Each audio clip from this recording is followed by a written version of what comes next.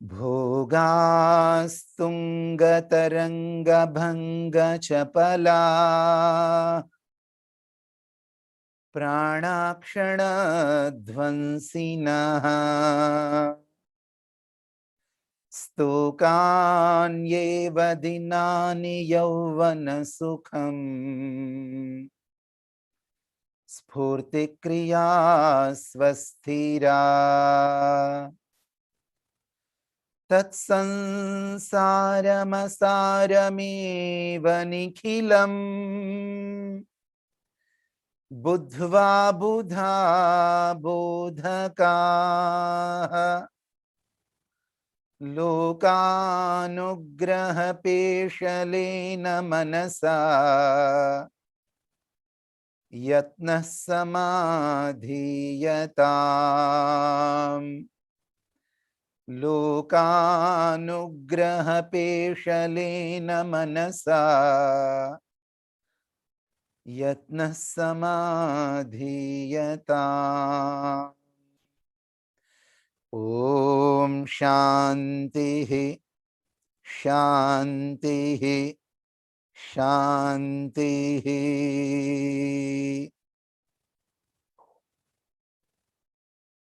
इस पवित्र वैदिक सत्संग में उपस्थित आप सभी लोगों को नमन करता हूं, प्रणाम करता हूं।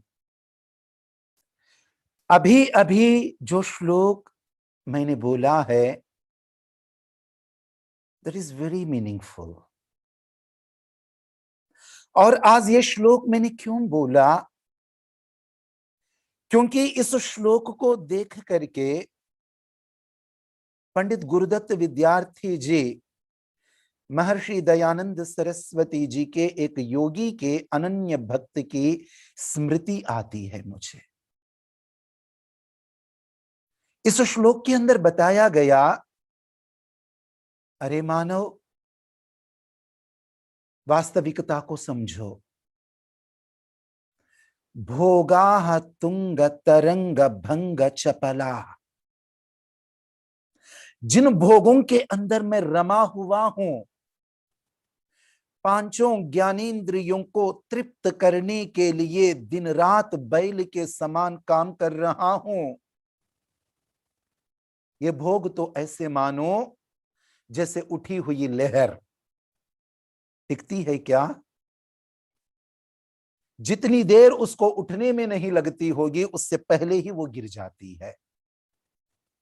प्राणाक्षण ध्वंसिनः, जिन प्राणों के ऊपर न जाने तुम क्या क्या कर रहे हो इस विश्व के अंदर, वो क्षण भर में विध्वंस हो जाते हैं। देखिए दुनिया को, इस समय की दुनिया को। स्तोकान ये व दिनानि यौवन सुखम, ये जो जवानी के अंदर हम अपनी शक्ति के ऊपर इतराते हैं, स्तोकान एव दिनानि, ये शक्ति, ये यौवन की उमंग केवल कुछ दिनों के लिए है। अरे मनुष्य समझो, और जब तक थोड़ी बहुत शक्ति इस शरीर में भरी हुई है कि आत्म कल्याण के लिए, जगत कल्याण के लिए अपने जीवन को लगा दो। एक एक अक्षर जैसे पंडित गुरुदत्त विद्यार्थी जी ने सुन लिए थे। जानते हैं क्या उम्र थी? मैं दिखा दूं उनका चित्र, आप में से कई लोगों ने देखा ही होगा, फिर भी यदि आप देख सकते हो, चित्र में दिखाई दे रहा हो, यह है पंडित गुरुदत्त विद्यार्थी जी। क्या उम्र रही होगी? 26 वर्ष पूर्ण नहीं कर पाए। He couldn't complete it and he couldn't celebrate his 26th birthday. 26वां जन्मदिन नहीं मना पाए थे। इतनी छोटी सी आयु, इतनी छोटी सी आयु। अपने परिवार में कूदने वाले अपने बालक को देखता हूं, वो 16 वर्ष का होने वाला है। बस 10 साल और, बस 10 और साल, जीवन समाप्त होगा।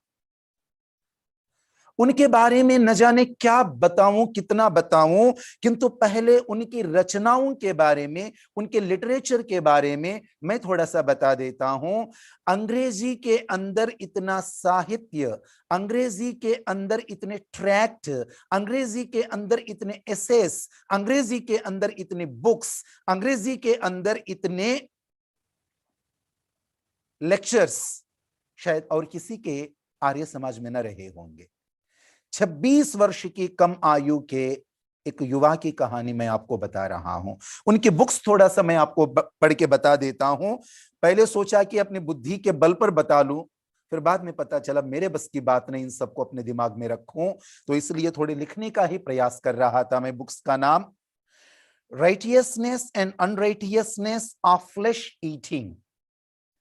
उन्होंने सबसे पहले जो लेख, जो प्रवचन वगैरह लिखा होगा वो था righteousness and unrighteousness of flesh eating, और लगभग लगभग 17 एवं 18 साल की उम्र में इन्होंने ये लिख दिया। जब वो अत्यंत बीमार पड़ चुके थे, 26वें वर्ष में अब उनके बचने की आशाएं कम होती जा रही थी, तो डॉक्टर्स ने कहा, ओ गुरुदत्त, यदि तुम और जीवित रहना चाहते हो तो मांस खा लो, ये कहा उनको। तब गुरुदत्त ने कहा, ओ डॉक्टर, क्या मांस खाने से मैं अमर हो जाऊंगा? क्या इस मांस को खाने पर कभी मृत्यु मेरे पास नहीं आएगी? यदि ऐसा नहीं तो मैं क्यों एक निरपराधी प्राणी की हत्या कर दूं? मांस खाने को वो कहते हैं एक निरपराधी प्राणी की हत्या। याद कीजिएगा और अपने बच्चों को प्लीज बता दीजिएगा, मांस खाने का मतलब हत्या है। Righteousness and unrighteousness of flesh eating. Number 2, religion, धर्म, उनके आगे की बुक का नाम है। आगे द नेचर ऑफ कॉन्शियसनेस, आगे लिखते हैं कॉन्शियस एंड वेदास। आगे उनका है religious sermons, origin of thought and language, the terminology of the Vedas, the terminology of the Vedas and European scholars, Vedic text 1, Vedic text 2, Vedic text 3, चारों वेदों की संहिताओं को उन्होंने पब्लिश करवा दिया। कई सारे उपनिषदों का उन्होंने इंग्लिश में ट्रांसलेट किया और उन बुक्स को उन्होंने छपवा दिया।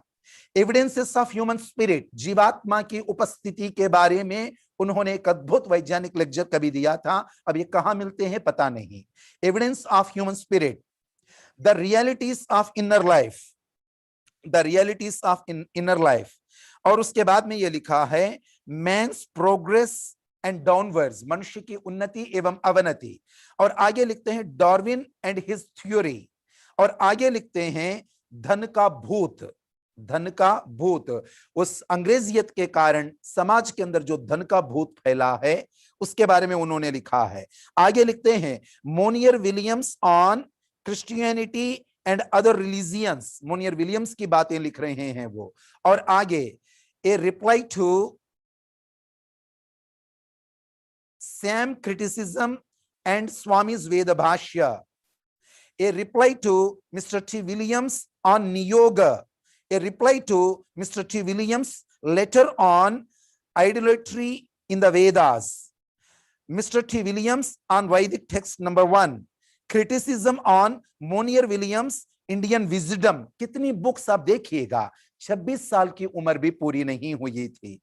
लिखते हैं मिस्टर फिनकॉट ऑन द वेदास। तो इतनी सारी पुस्तकें, इतने सारे ट्रैक्ट्स, इतने सारे आर्टिकल्स, एसेस, प्रवचन उन्होंने इंग्लिश में किए, और हिंदी के अंदर, उर्दू के अंदर उनकी जो रचनाएं थी, उनके जो प्रवचन थे, वो सब इससे अलग थे, इससे अलग थे। ऐसे महापुरुष को स्मरण करने का ये सौभाग्य आज मुझे प्राप्त हुआ आप लोगों के सामने। महर्षि दयानंद जी की प्रतिभा के सामने, जिनकी प्रतिभा झुक गई हो,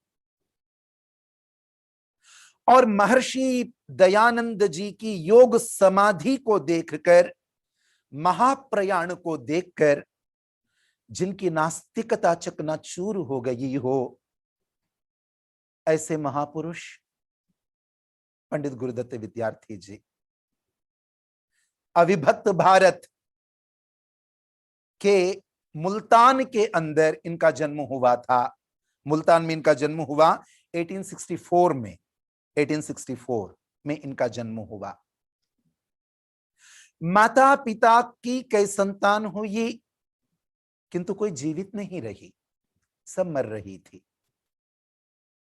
बहुत तपस्या करने के बाद, बहुत दान पुण्य करने के बाद और कुल गुरु के पास जाकर के बहुत क्रंदन करने के बाद उस दंपति को गुरुदत्त जैसे पुत्र की प्राप्ति हुई।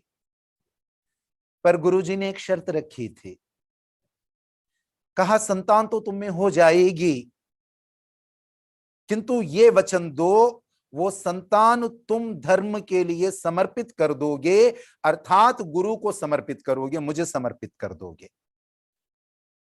माता पिता ने सोचा न होने से उत्तम है कि कोई संतान तो हो, तो तब जाकर के उनको संतान की प्राप्ति हुई थी। और ये कितना सुखद संयोग है, जिस मूल नक्षत्र के अंदर महर्षि दयानंद सरस्वती जी का जन्म हुआ था, उसी मूल नक्षत्र में इस बालक का भी जन्म हुआ। कितनी सिमिलरिटीज हो जाती है कई बार। और जिस प्रकार महर्षि दयानंद जी का नाम मूल नक्षत्र में उत्पन्न होने के कारण मूल शंकर रखा गया था, वैसे ही गुरुदत्त विद्यार्थी जी का नाम भी मूल नक्षत्र में उत्पन्न होने के कारण गुरुदत्त विद्यार्थी जी का नाम भी मूला रखा गया था, मूला। और मूला का नामकरण होने के बाद में गुरु जी के चरणों में जब इसको समर्पित कर दिया गया, तब गुरु जी ने कहा मैं इसका नाम रखता हूं वैरागी। गुरुजी ने उस बालक का नाम वैरागी रखा। किंतु उसके बाद में कभी हरिद्वार जाने पर उनके कुल परंपरा के दूसरे गुरु ने कह दिया इसका नाम होना चाहिए, ये गुरु की कृपा से प्राप्त हुआ है, तो गुरादत्ता इसका नाम होना चाहिए। तो तब उनका वास्तविक नाम गुरादत्ता रखा गया था। तो आगे चल करके उनका नाम स्थिर हो गया गुरुदत्त, कह करके उनका नाम स्थिर हो गया। ये तो हो गई इनके जन्म की कहानी। ये अत्यंत प्रखर बुद्धि के थे, अत्यंत प्रखर बुद्धि के। और मैं आप लोगों से निवेदन करता हूं, आपके परिवार में जो अत्यंत तीव्र बुद्धि वाला यदि कोई बालक है, तो बहुत सावधान हो जाइएगा। यदि वो अच्छे मार्ग पर चलेगा, उसके समान धार्मिक व्यक्ति बनना अन्यों के लिए मुश्किल होगा।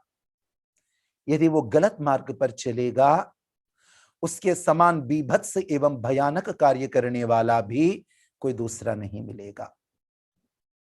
गुरुदत्त विद्यार्थी जी बहुत प्रतिभावान थे। तो उनकी प्रतिभा के बारे में ऐसा वर्णन मिलता है और उनकी प्रतिभा को डिमॉन्स्ट्रेट करवाया जाता था उस समय के लाहौर कॉलेज के अंदर।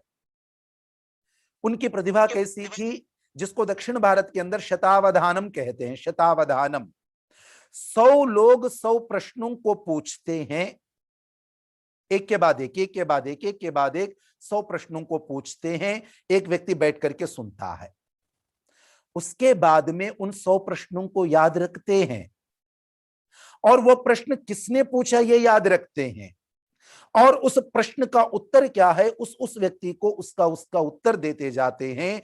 इतनी अद्भुत मेधा स्मरण शक्ति जिसके पास होती है, वो दक्षिण भारत की परंपरा में उसको शतावधानम कहते हैं। अवधान, सा अवधान, अवधान माने धारण करने की शक्ति। तो गुरुदत्त विद्यार्थी जी के अंदर वो शक्ति थी। रैंडमली यदि 100 नाम को ये बताते हैं, उनको रैंडमली एक के बाद एक के बाद एक 100 नाम बता देते हैं, वो उसी क्रम में उन 100 के 100 नामों को गिनाते थे, उसी क्रम में। और उस क्रम में उन 100 नामों को गिनाने के बाद में उन 100 नामों को फिर रिवर्स ऑर्डर में सुना देते थे। रिवर्स ऑर्डर में 100 नामों को सुना देना। क्या कल्पना करेंगे कितनी बड़ी मेधा होगी, कितनी बड़ी बुद्धि होगी। तो वो अंग्रेजी में अत्यंत पारंगत थे, फारसी में अत्यंत पारंगत थे, उर्दू में, अरबी के अंदर, हिंदी के अंदर वो पूर्णतः पारंगत थे, पंजाबी भाषा में वो पूर्णतः पारंगत थे। किंतु संस्कृत के प्रति उनके हृदय में अनादर पैदा हुआ था। उस समय के जो लोग थे, जितने अंग्रेजी साहित्य को, अंग्रेजी दर्शन को वो पढ़ते जा रहे थे, भारतीय परंपरा के प्रति, भारतीय दर्शन के प्रति और ईश्वर के अस्तित्व के प्रति उनके मन में संदेह होता जाता था।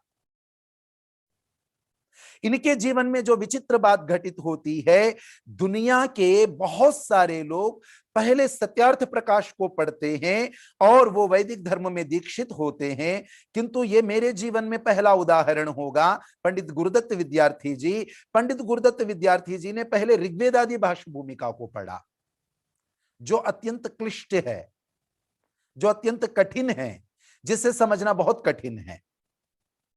तो संस्कृत के प्रति पहले उनके मन में प्रीति नहीं थी, संस्कृत के ग्रंथों के प्रति उनके मन में किसी भी प्रकार का पहले आदर नहीं था।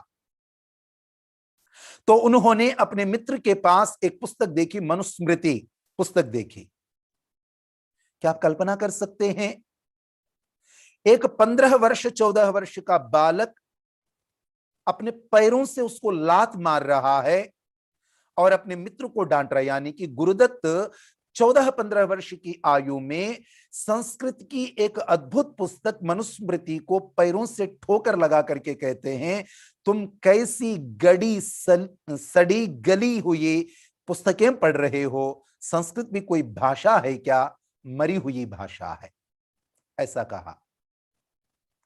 किंतु न जाने कैसे ऋग्वेद आदि भाष्य भूमिका आदि पढ़ने का अवसर मिला। उसको पढ़ने के बाद में उनके अंदर संस्कृत भाषा के प्रति इतना प्रेम उत्पन्न हो गया, इतना प्रेम उत्पन्न हो गया, वो अंतिम सांस तक अपने द्वारा स्थापित डीएवी के अंदर अष्टाध्यायी महाभाष्य को पढ़ाने के लिए अंतिम श्वास तक वो लड़ते रहे, अंतिम श्वास तक वो लड़ते रहे। जब संस्कृत के प्रति उनको प्रेम उत्पन्न हो गया तो वो अपने कॉलेज के अंदर जाकर के संस्कृत के टीचर से संस्कृत सीखने का प्रयास करते हैं। किंतु जो प्रश्न गुरुदत्त विद्यार्थी जी पूछते थे, तो बेचारे वो टीचर जी ने हाथ खड़े कर दिए, मैं आपके प्रश्नों का उत्तर नहीं दे सकता हूं। 14-15 साल का लड़का है, मेरे बेटे से भी कम उम्र के हैं। तो उसके बाद में वो आर्य समाज में चले गए। आर्य समाज में जाकर के उन्होंने धमकी दी।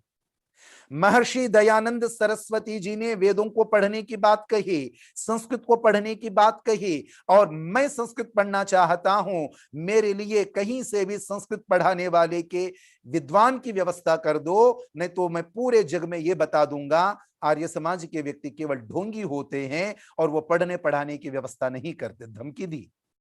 आप देखिए उस व्यक्ति, उस बालक को, 14-15 साल के बालक के अंदर की उद्दंडता को देखिए और विद्या के प्रति उसके प्रेम को देखिए।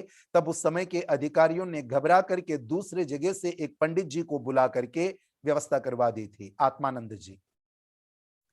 लेकिन आत्मानंद जी भी थोड़ा थोड़ा उनको पढ़ाने लगे, व्याकरण पढ़ाने लगे, किंतु पंडित गुरुदत्त विद्यार्थी जी जो प्रश्न पूछते थे, पंडित आत्मानंद जी भी उनके उत्तर ठीक से नहीं दे पाते थे। तो एक अच्छे योग्य विद्वान भी संस्कृत भाषा के एवं अष्टाध्यायी के एक बालक के द्वारा पूछे गए प्रश्नों के उत्तर नहीं दे पा रहे थे। तो उसके बाद में पंडित गुरुदत्त विद्यार्थी जी ने स्वयं निर्णय लिया, महर्षि दयानंद सरस्वती जी के द्वारा रचित वेदांग प्रकाश को सामने रखकर मैं स्वयं अष्टाध्यायी को सीखूंगा, मैं स्वयं महाभाष्य को सीखूंगा। संसार में एकमात्र व्यक्ति शायद पंडित गुरुदत्त विद्यार्थी जी होते होंगे। महर्षि दयानंद सरस्वती जी भी गुरु विरजानंद जी के चरणों में बैठ करके व्याकरण का अध्ययन कर रहे थे, किंतु पंडित गुरुदत्त विद्यार्थी जी संसार में वो पहले व्यक्ति और संभवतः आखिरी व्यक्ति भी होते होंगे जिन्होंने बिना किसी गुरु की सहायता से संपूर्ण अष्टाध्यायी एवं महाभाष्य को पढ़ लिया हो। और आप में से जो अष्टाध्यायी की कक्षा में आते हैं, आप में से जो 12-13 लोग अष्टाध्यायी प्रथमावृत्ति की कक्षा में आते हैं, केवल वे ही लोग समझ सकते हैं ये कौन सी विद्या है, कितनी कठिन विद्या है, कितनी सूक्ष्म विद्या है। घंटों समझाने के बाद में भी कई बार एक सूत्र समझ में नहीं आता। तो पंडित गुरुदत्त विद्यार्थी जी स्वयं 17-18 साल की उम्र में अपने आप उन सभी सूत्रों को पढ़ रहे थे और अपने से उम्र में 4 गुना बड़े उम्र वालों को वो विद्या बाद में पढ़ाने लग गए थे। तो ऐसे पंडित गुरुदत्त विद्यार्थी जी थे। तो इसके बाद में केवल इन विद्याओं में ही उनकी पारंगतता नहीं थी, साथ ही साथ वो क्रिकेट खेलने में अत्यंत निपुण व्यक्ति थे। उनकी शारीरिक कदिकाठी अत्यंत बलवान था, वो शरीर से अत्यंत बलवान व्यक्ति थे। और उस समय महर्षि दयानंद सरस्वती जी की शिक्षा से, वेदों की शिक्षा से इतने प्रेरित थे, वो कहा करते थे कि मैं यदि संभव हुआ मेरे पुत्र का विवाह संस्कार नजदीक में नहीं करूंगा। वो कहा करते थे मैं अपने पुत्र का विवाह अमेरिका की किसी कन्या को आर्य बनाकर मैं अपने पुत्र का विवाह उसके साथ करवाऊंगा। क्यों? ऋषि दयानंद जी ने बताया, वेदों ने बताया, निरुक्त शास्त्र ने बताया, दुहिता दुर्हिता दूरे हिता भवति। विवाह संस्कार इंटरकॉन्टिनेंटल होने चाहिए, नजदीक नजदीक नहीं होने चाहिए। जितने दूर में विवाह संस्कार होंगे उतना ही एक एक कॉन्टिनेंट के बीच में प्रेम बढ़ता जाएगा, एक एक शरीर के अंदर, जीन्स के अंदर परिवर्तन होने की संभावना बढ़ती है। तो ऐसा ऋषि दयानंद बताते थे, ऐसे वेद बता देते थे। मैं भी सोचता हूं कितनी बार बैठे बैठे, मेरी सोच का कोई लाभ तो नहीं है, वो कभी कार्यान्वित नहीं हो सकता। भारत के बड़े बड़े मंत्रियों के विवाह पाकिस्तान के बड़े बड़े मंत्रियों की पुत्रियां या बहनों के साथ, या पाकिस्तान के बड़े बड़े लोगों के विवाह भारतवर्ष की पुत्रियों के साथ यदि हो जाए, आप बताइए क्या कटुता कम नहीं होगी? भारत के जिस कोने को हम लोग छोड़ देते हैं, नॉर्थ ईस्ट को, यदि बड़े बड़े भारत के खिलाड़ी, बड़े बड़े एक्टर्स जाकर के वहां की कन्याओं से विवाह कर लें और यहां की बड़ी बड़ी एक्ट्रेसेस वहां के पुरुषों से विवाह कर लें, तो असम के साथ, नागालैंड के साथ, अरुणाचलम के साथ हमारे मन में जो थोड़ा सा अलगाव भावना है, क्या वो दूर नहीं हो पाएगी? सोचिए।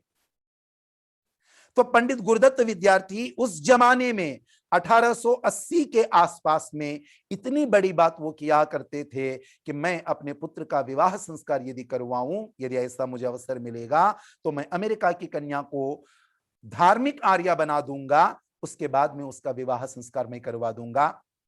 ऐसी बात वो कहा करते थे। और आगे नास्तिक थे, किंतु ऋषिवर दयानंद सरस्वती जी की मृत्यु को देखने के पश्चात वो ऐसे परम आस्तिक बन गए थे। उसका वर्णन कई बार मैं कर चुका हूं, कई बार आप सुन चुके हैं, उसका वर्णन दोबारा करने की आवश्यकता नहीं है। तो उसके बाद में धर्म के प्रति उनके हृदय में इतना प्रेम उठा, वैदिक सिद्धांतों के प्रति वो इतने दीवाने हो गए थे। जब उनके पूज्य पिताजी श्री रामकृष्ण मेहता जी की मृत्यु हुई, तब उन्होंने ये कहा अपनी बिरादरी से, मैं इनका अंतिम संस्कार वैदिक रीति से ही करवाऊंगा। उस समय यह बहुत बड़ा चैलेंज था, उस समय यह बहुत बड़ा चैलेंज। आज किसी की मृत्यु होती है तो दिल्ली जैसे महानगर में ढूंढते हैं कि मेरे पास में आर्य समाज कौन सा है, मैं वहां के विद्वान से करवाऊं। जस्ट डायल में कॉल करके पता लगाते हैं। कई बार मेरे पास कॉल आ जाता था दिल्ली में, मैं कहता हूं मैं आपको जानता ही नहीं हूं, आपके माता पिता को नहीं जानता हूं, मुझे कैसे कॉल आ गया, आप कैसे मेरा नंबर मिल गया? वो कहते हैं कि हमने जस्ट डायल में कॉल करके आचार्य जी आपका नंबर लिया है, हमें किसी आर्य रीति से, वैदिक रीति से अपने पूज्य स्वर्गीय पिताजी के ये संस्कार करवाना है। किंतु वो जमाना ऐसा नहीं था। समस्त बिरादरी के लोगों ने कहा कि अरे गुरुदत्त, तुमने यदि वैदिक रीति से अपने पिता का दाह संस्कार किया, तुम्हें हम बिरादरी से बाहर कर देंगे, तुम्हारे पिता के शव को कंधा भी नहीं लगाएंगे। पंडित गुरुदत्त विद्यार्थी जी कहते हैं, चाहे इस शव को अकेला मैं अपने कंधे के ऊपर स्मशान तक क्यों न पहुंचाऊं।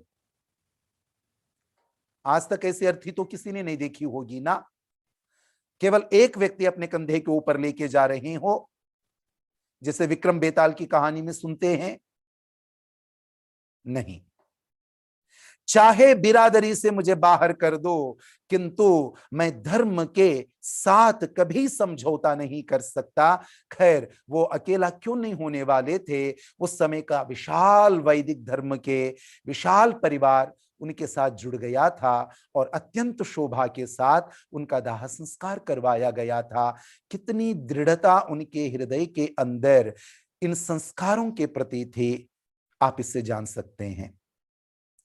और जिस जिस यूरोपियन स्कॉलर ने ऋषि दयानंद के और वेदों के नियोग पद्धति के ऊपर लिखा, वैदिक मंत्रों के ऊपर कुछ अनाप शनाप लिखा, उन सभी का उत्तर पंडित गुरुदत्त विद्यार्थी जी उन्हीं की भाषा में, उन्हीं की लैंग्वेज में अवश्य दिया करते थे। और उस समय हम शासित थे, शासित माने दास, गुलाम, और अंग्रेज शासक थे। किंतु एक स्वामी ने अपने गुलाम की लिखी हुई एक पुस्तक को अपने सर्वश्रेष्ठ यूनिवर्सिटी के अंदर सिलेबस में लगा करके पढ़ाया। क्या उस व्यक्ति की योग्यता का आकलन आप कर सकते हैं? इंग्लैंड के यूनिवर्सिटी के अंदर the terminology of the Vedas, वैदिक संज्ञा विज्ञान, यह पुस्तक एज ए सिलेबस इंट्रोड्यूस्ड थी। हमें आजादी नहीं मिली थी, तो मुझे नहीं याद पड़ता उस जमाने में तो क्या इस जमाने में भी वेदों के ऊपर लिखे हुए एक काले के टेक्स्ट को एक गोरे ने अपने महत्वपूर्ण यूनिवर्सिटी के अंदर एज ए सिलेबस पाठ्य पुस्तक के रूप में लगाया हो, तो उस व्यक्ति की प्रतिभा को जितना नमन करूं उतना कम है।